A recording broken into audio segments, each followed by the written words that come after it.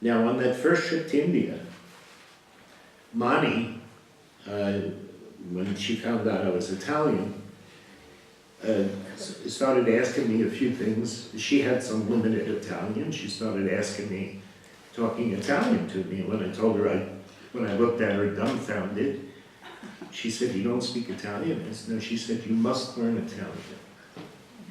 Now, I have struggled with that till now, because that's the only thing she ever asked me to do. So before I die, I have to learn the language. So now, another trip to India, I was on the bus with Jane Haynes, and Jane rather spontaneously says, "Have you been to Assisi?" And I said, "No." She said, "You must go to Assisi." And she said, "When you're there, contact Valeria, and she'll take you to Baba's places." Now, I immediately forgot Valeria's name because there was no opportunity to go. So my first time coming to Italy, 6 years ago,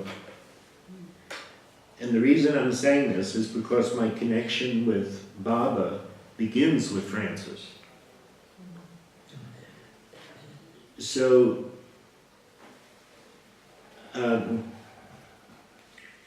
in 6 years ago, my daughter had been working in Baghdad for a year. She bought me a round-trip ticket to Italy, my first time to come to Italy. And we had all arrangements to travel every place. We were going to Venice, we were going here. The weather was such we couldn't go. There was so much rain. They call it acqua alta, high water. Venice, it was flooded. We couldn't go. We had to cancel all that. We'll go to Assisi. We came to Assisi, and I became more captivated with Francis. And then as I found out, and this is the last little jewel I'll leave about Francis, because we're not here for Francis, we're here for Baba. But when the order was taken from Francis by Brother Elias, and this is documented in Franciscan lore, the reason why Brother Elias, he said Francis was crazy, because he was walking around repeating the name of Jesus and bleating like a sheep. And what does that sound?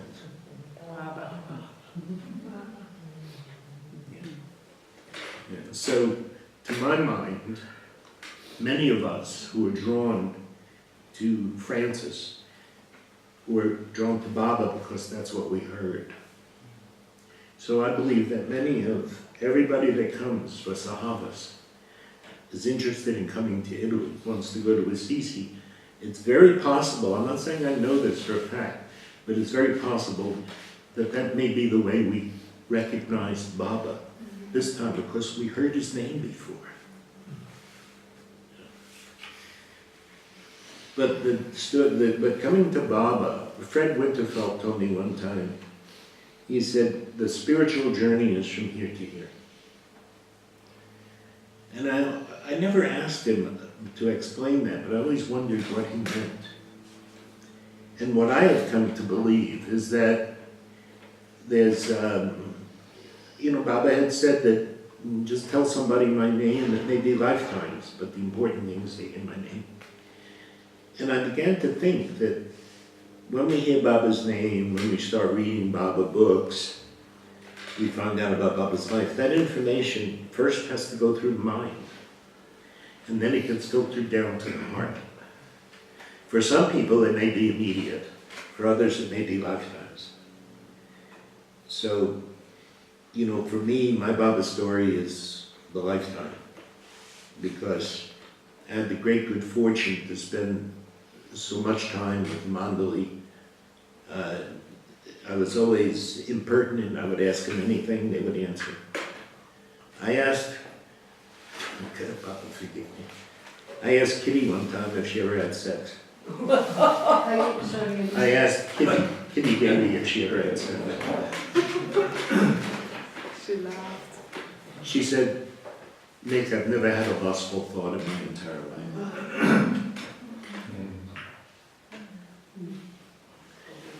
Baba, his kindness to me is that he gave me the opportunity to be with them. I used to cut the Mandali's hair, I got to shave Muhammad. And while I was with them, it was just this incredible personal. It wasn't Baba said this or Baba said that, or you can read this, read that. It was how they lived their life.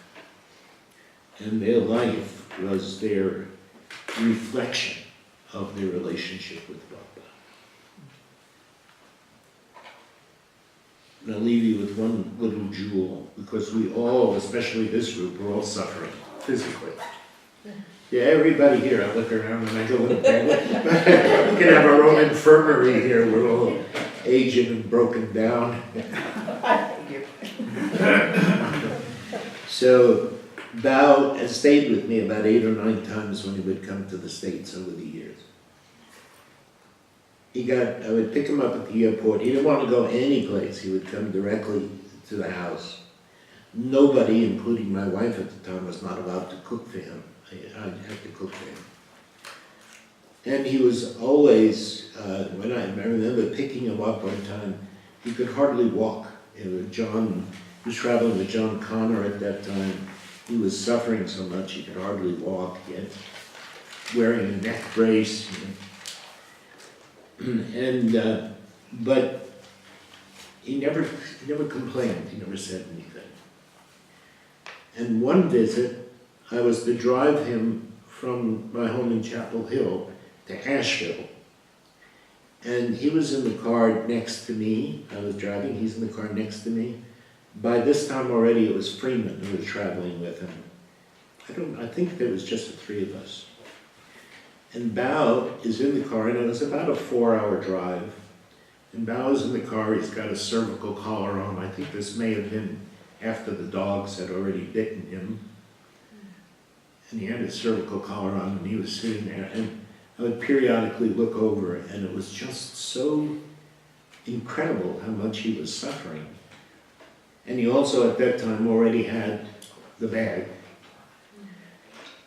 And so he said to me, he was very quiet, and he said to me, now, let me know when we're about a half hour from our destination.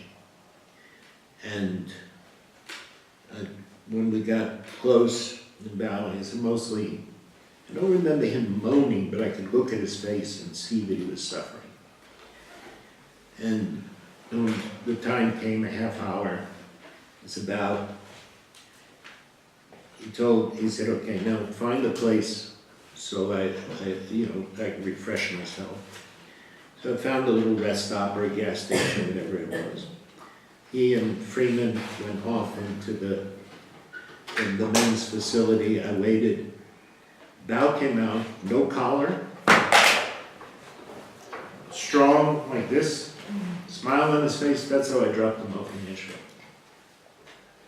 Nobody saw any of that.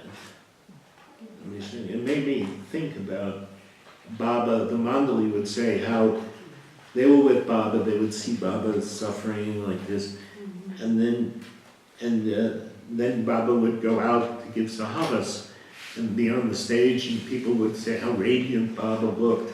And they actually would abuse the Mandali because they said, you tell us Baba's not well, he's suffering, but we saw. And the Mandali said, that was our experience. They saw the humanity of Baba, and the people who were coming for his darshan saw his divinity. So, anyway, Jai Baba. Jai Baba. Thank you.